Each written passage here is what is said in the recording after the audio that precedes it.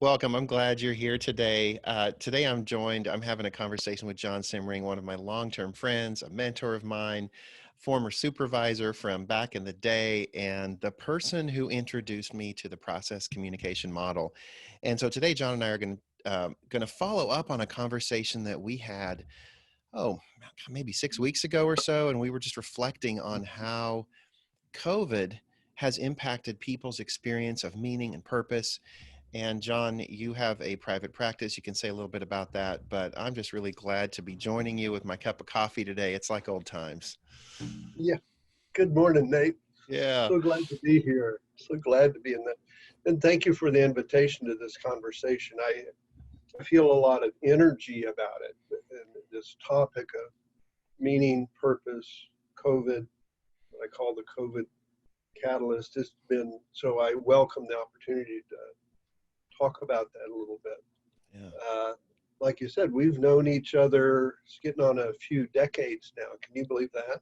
Wow. Wow. It's When I look at myself in the screen, I can believe it's been a few decades. Yeah. the and as Nate, as you know, I mentioned poetry is a really has been really important to me in my personally and professionally for a long time. I say the poets sort of keep me honest is the way I frame it, talking to that. So I thought it would be appropriate as we jump into this to share a poem with you. And then I want to say a little something about the PCM you mentioned as well, Yeah, too. sure. Would that be okay to start with the poem? I would expect nothing less. That is You, fantastic. Yes. I really like this poem a lot. You may recognize it. Uh, Artists say that the masterpiece was always within. They just helped reveal it. Perhaps also for a psychologist, helping people discover who they were meant to be. But things aren't neat and clean with people. Resistance and negotiation and hope, empathy and patience and boundaries, these are the tools of my trade. But my elevator sometimes can't make it that high. Energized by incidents, sapped by loose ends, give me a problem to solve. Wood, wonderful, compliant wood, turning a vision into reality. Other than warping or chipping or splitting, always ready to become what I want it to be.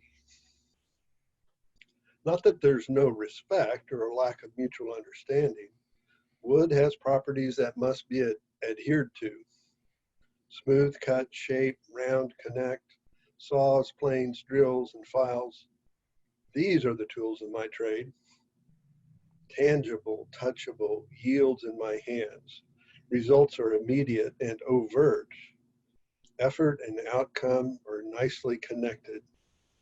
I can never blame the wood, so the results are all mine. My shop is a place I can be happy alone, where my relationship with the wood is all that I need. Wood is my antidote. Nate Regier, February 2003. Wood is my antidote. Oh, Thank you for that poem, Nate. John, wow. It, the To me, it really connects to our topic of what we're going to be talking about this morning too. Um, what's that like to hear that? Has it been a while since you've heard that poem? Um, wow. Waves coming over. It's been a long time. I've mentioned the poem recently, but I haven't read it. And but we've been talking a lot about how we're taking care of ourselves and what that takes. It was about four lines in before it started to hit me what was happening. Um, and then I just let myself go into it. Wow, thank you. Uh, and it's The as true today as it was then. Yeah. the Speaking about then, I wanted to say thank you to Nate for the new book. Wow, I've, my language energy, it's like you mentioned, I shared the PCM with you some long time ago, 20 years ago, more probably. I feel like you've given it back to me in a new way, new energy, new insight, new language to work with that I've been, not something I could create for myself. You did that and you've given it to me then. I really, really appreciate that. And then I just find my debriefs with the PCM and the team, it's just gotten new energy. And man, I needed it. By the way, I wanted to share my PCM profile with you. Yes, Can you see this? I see it. I can't read the words, but I see the. This is my PCM profile from July of 1988. This is what they look like. Wow. Oh, And yeah, it talks about, interaction styles, personality parts, channels of communication, needs, environmental preferences, contact perceptions, interaction mm-hmm, span, driver failure patterns, failure mechanisms. This has me as rebel base, mm-hmm. but it says here promoter phase. And when I took it again, you know, 15 years later, a rebel base, harmonizer, promoter, but my team used to say to me, I think you're in a promoter phase. uh, so anyway, here's an artifact of Wow. where this needs to go. And yeah, one thing I wanted to point out to this, I have a note to myself over here, written on here. It says art class, UT evening school. And when I was in 1988, before, I wanted to take an art class. I really like art. I like to draw. I would like to paint. I would like to develop those skills. I never did it until this year. So it's interesting to see this note. This year, I have engaged with a coach. I have an art coach who's a retired art professor, and he comes to my office and is teaching me. I'm his Mm, student in art, which was catalyzed by the COVID. I'm mm. gonna do it. Your artifact, mentioning this artifact, I've often felt like, I think I mentioned this in the book, that PCM is like an archaeological dig. And Mhm, I never know what I'm going to discover every day. mhm, And both looking backwards, historically, like what you've shared, but also looking inwards.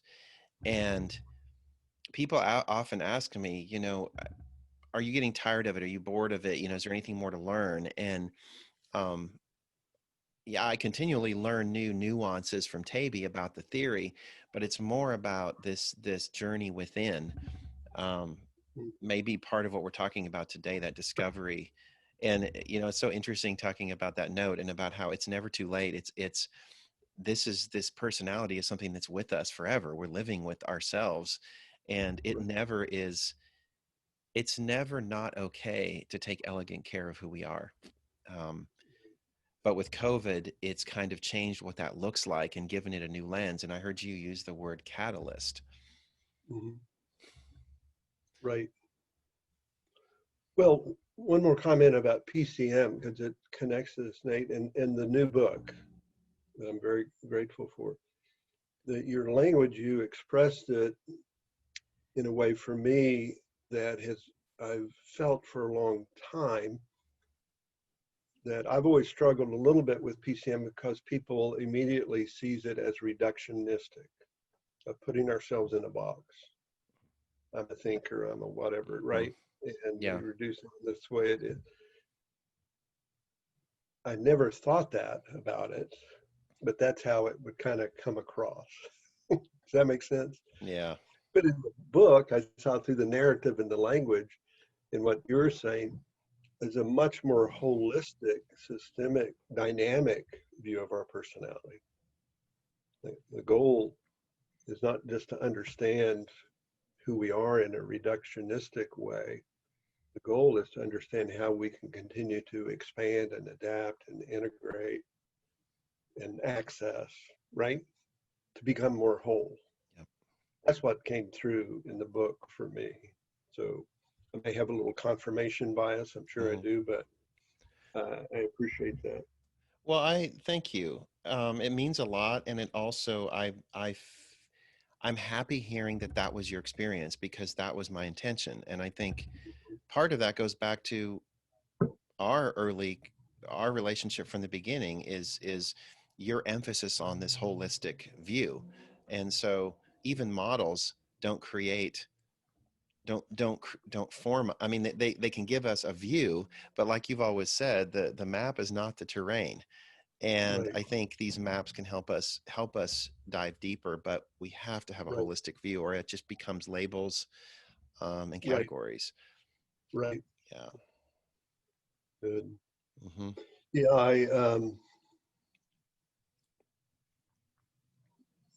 I've written some notes here about just thinking about our previous conversation about the COVID pandemic. Of course, now we can throw in there uh, social unrest, Black Lives Matter, racial justice, social justice, climate Yep. change, not to mention the polarization, the political environment, our institutional lives. You name it, it's there. We're in it, Yeah. Yeah. It's a perfect storm. right? Um, it it really is, and it can be exhausting. There's a lot of fatigue, right? Um, but what do we want to say about that this morning, Nate?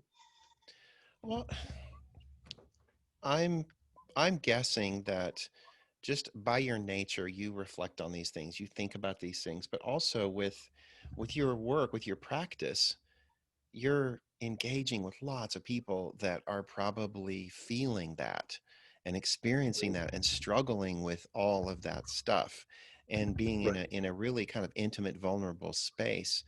I would love to hear, are there any themes or patterns or wisdom that you're gleaning from from this right. that might help the rest of us?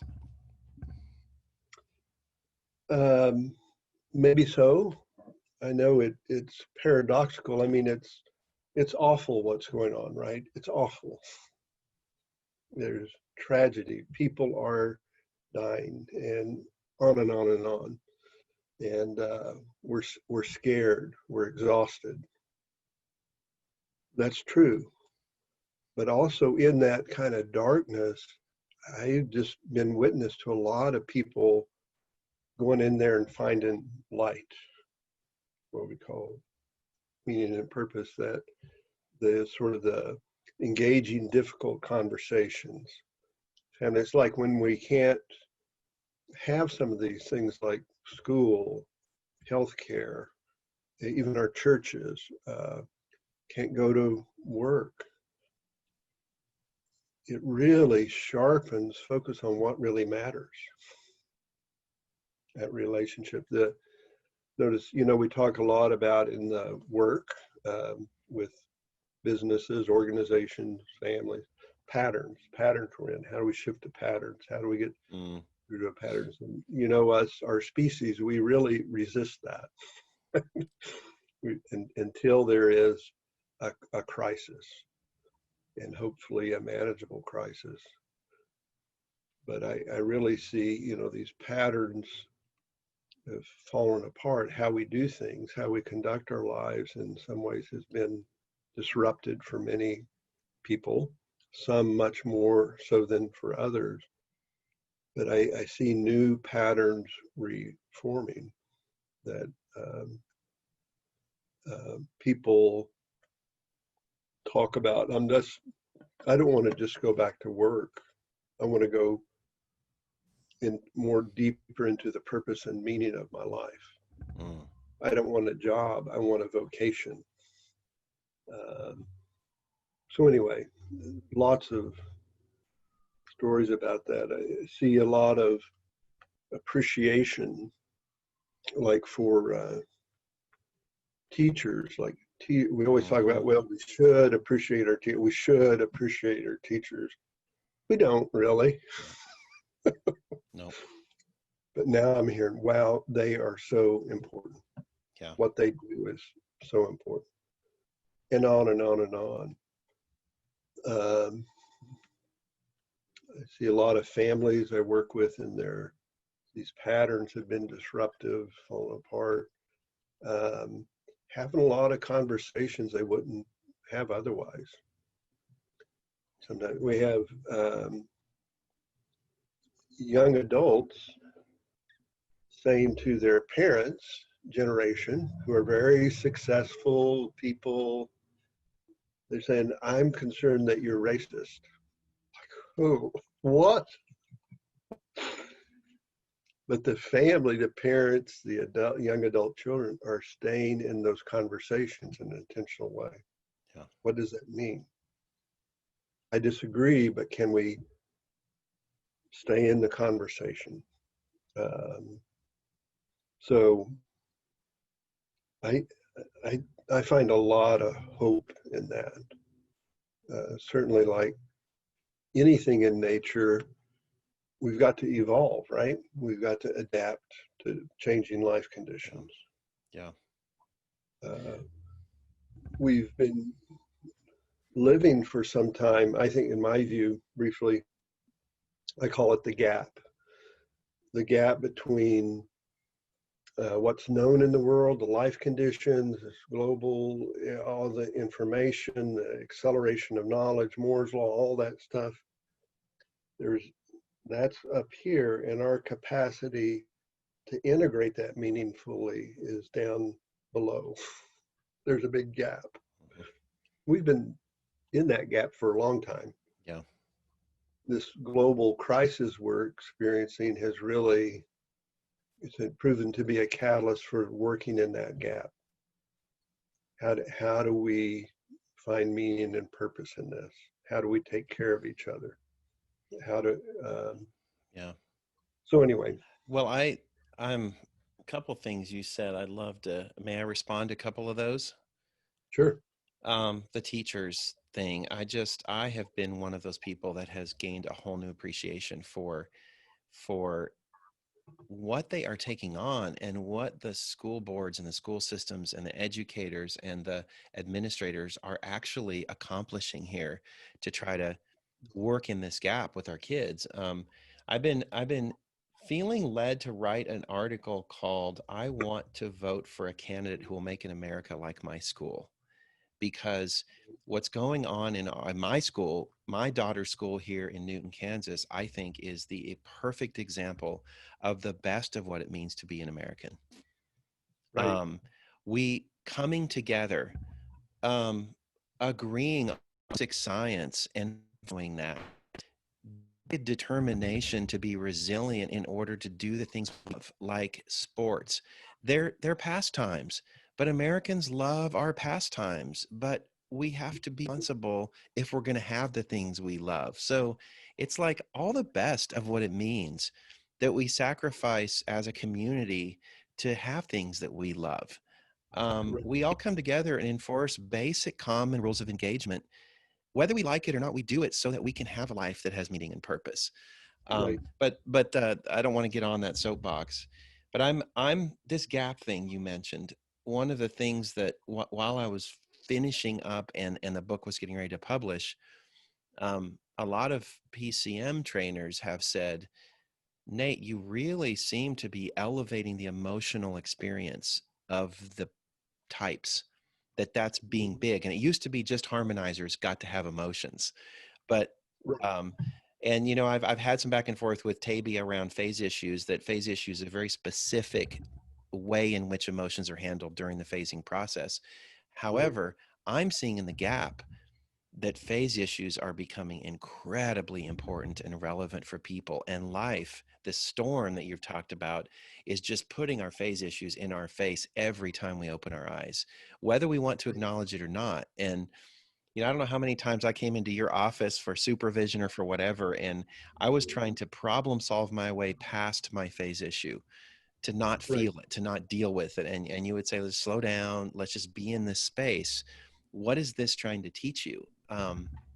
And I see this huge dilemma or dichotomy where the polarization to me is like an effort to run past and skip the phase issue and not have to experience these things. Oh, we're going Right. to have a cure. We're going to do this. This is going to be happen. This isn't real. This is real. Just wear a mask and everything will be better. Such simple solutions that are trying to skip us like over the gap and not acknowledge this. And when people do that, they don't get to have the benefit of the gap. But when they deal with the phase issue, it's just amazing to watch watch what emerges with them. I'm curious your view on that. Right. Yeah. Thanks for mentioning that, Nate. That's another gift of the new book, the emotional issues instead of phase issues. I felt forever, thinkers are as emotional as harmonizers, as our persisters, as our everybody. We're all emotional. And the idea we are human beings, we all run off of other people. We are an open loop, right? And how we're Mm-hmm. Mm-hmm. connecting with that. And yeah, this gap we're in, this crises we're in, is provoking the heck out of those phase issues, emotional issues, Kicking the goat. which is right, which is very messy stuff, but Mm-hmm. it's wow, wow. Just like you said, when you really face that fear Mm-hmm. of understand what that means and the Yeah. grief issue. Yeah. And so it's messy, it's painful, it's chaotic, but good things come out of that. Unfortunately, it's necessary, it's natural. It's not, for things to be messy is not a failure. It's Yeah. really what transition is. Like William Bridges says, it's not the change that will get you, it's the transition, Mm-hmm. which is a Mm-hmm. psychological Yeah. transition Yeah. involving worldviews. So yeah, um, The purpose thing, we a lot of our clients are in leadership positions, and so the persister personality type is naturally quite strong for right, them. It fits the job.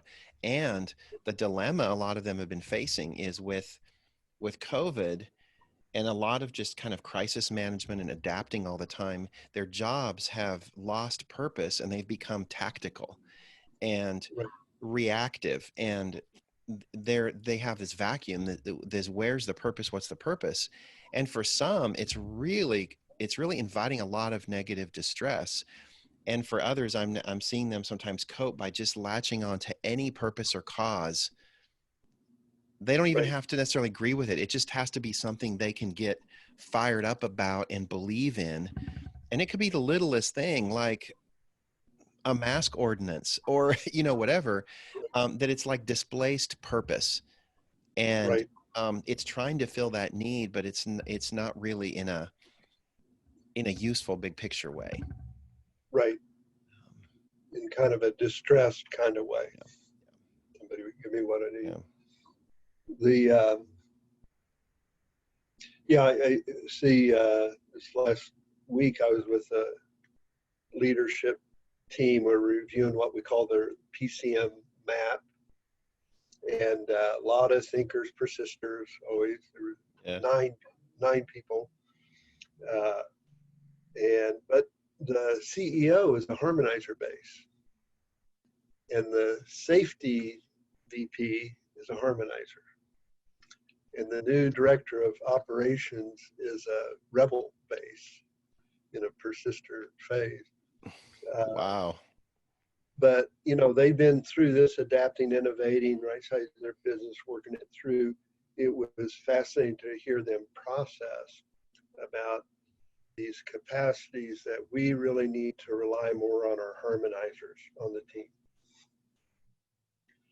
We need to come up with some empathy. Mm. Some of it's a big stretch.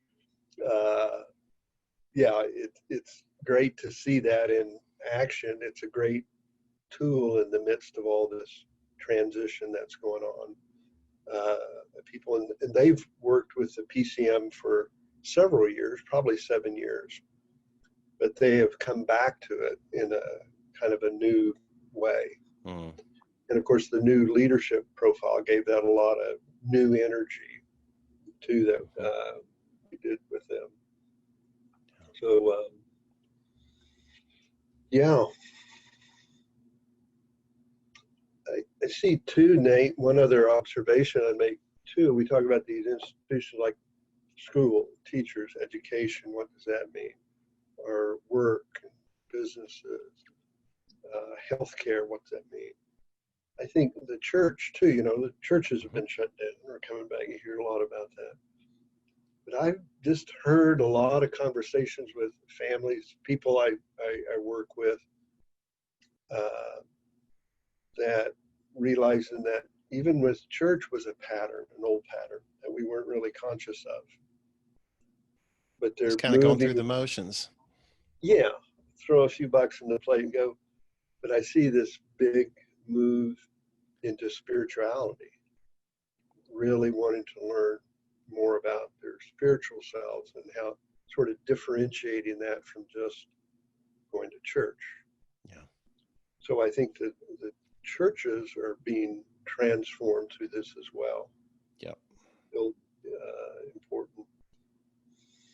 Well, and that's probably more of just an acceleration of a trend that was happening anyways, because Right, the younger generation was much more spiritual than they were religious, and had a lot of issues with traditional church already. And right, some of the more kind of progressive, cutting edge um, churches were making space and starting to facilitate those kinds of things. And then overnight, everyone was faced with do it or die. I'm right, reminded of Beck's kind of change process about that point where we have the choice to either adapt or die, right, or revolt. You just completely have to fall apart and burn to the ground and then rebuild. Um, right, and right. um, yeah, it's interesting. Our church, since you brought it up, we were back open in June, early June. We started to try a plan for meeting in person with all of the safety and everything. And Mm-hmm. we also had kind of a hybrid, kind of like the school situation hybrid. And we had about 35 to 40 people coming to our congregation every Sunday. And since June, we've not had an incident, and everyone has complied. Everything is working. So, in a way, Mm-hmm. I could say we're kind of a laboratory for how it can work. And so, I'm surprised actually that more churches aren't trying it. Like how many are still Right, not, or maybe just relying on a live stream, for example, and not trying to figure out how do we how do we blend the community aspect right, of just being around each other physically, um, right, regardless of where we are or what space we're in. Um, right. Well, it makes me think of that question, Nate. I hear a lot through the COVID, this global crisis. What really matters? What really matters? What's really important? Uh, what are we willing to sacrifice for? And I think good things come from that. What really matters in our lives? And a lot of times it's not what we thought once we're sort of shaken awake by these adverse circumstances. So, yeah, in the spiral dynamics model, for those that are familiar with it, I'm wondering if we are crouching before the jump. There's right, kind of this regression as we're trying to apply old ways of thinking to new problems, and right, doubling down on old paradigms or holding Right. our breath until the storm passes. You know, in the Right. Midwest, we have tornadoes. It's quick, it's messy. We all come together, we clean up, we rally, we celebrate, and we go back to life as usual. Um, Right. and that works for kind of Right. our mindsets. But this is not a tornado. Right. Just goes, oh, The it's interesting, Nate. Recently, I was rereading sort of the integral thoughts. You mentioned spiral dynamics and this move to more integral thinking that we need. And I was reminded what the writer was saying. I think it was Ken Wilber, um, said we can't go to integral. We can't make that great leap unless we bring all the folks at the bottom with us. yep. And until the folks that are most impoverished, most disenfranchised, until we bring them, we won't make that leap. And so do we see signs of this? I mean, there's again the Black Lives Matter or whatever you want to call that's what again feel back provoking a lot of stuff in our culture now. A lot of really good conversations in the family. Um, I think that's hopeful because folks like me, well, yeah, I don't know what to do. I don't know what to do. Right? Yeah. Hear that a lot, but I can be in the conversation. Yep. I can be compassion.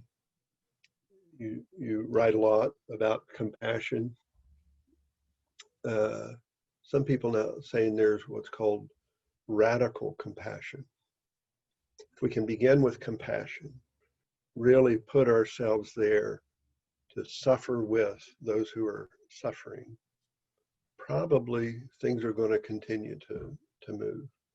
That act of vulnerability, uh, moving into that. So anyway, So I'm I'm very I've got a million things going on that I would love to talk about, and I'm aware of the time. I'm trying to be respectful of the typical time people work out is about 30 minutes now, and right. this is when they listen to these things. And so for to respect the people that are at 5 minutes past their usual workout time, I wonder, Oh John, I'm yeah, going to bring this up. I'm first thing I've thought of this, but when you said you see hope, I was wondering if that could be a theme for our next conversation. Is where do we see hope? What is changing within us that is being catalyzed by this? And maybe we've kind of talked today about some of what we're observing and what we're seeing, and there is a lot of pain and a lot of struggle, but there is also hope. Would you be open to a round two to talk about what we're sure, hopeful about? sure. That's a great topic. Would love that. And I do see a lot of hope. I Yeah. really do. It's just really painful, really hard for most Yeah. folks. I think. So we need to wrap up. How about one more quick poem? I love that. Let's finish with a poem. Uh, Thanks for the time, Nate. Yeah. The This is a poem you're familiar with. It's my favorite. It's a favorite. Most of the people I work with, all my clients, know this poem. There's been lots of discussion around it. It's called "The Way It Is" by William Stafford, great American poet. It goes like this. Um, there's a thread you follow. That's that thread you and I have been trying to get hold of and talk about. There's a thread you follow. It goes among things that change, but it doesn't change. People wonder about what you're pursuing, and you have to explain about the thread. But it's hard for others to see. While you hold it, you can't get lost. Tragedies happen, people get hurt and die.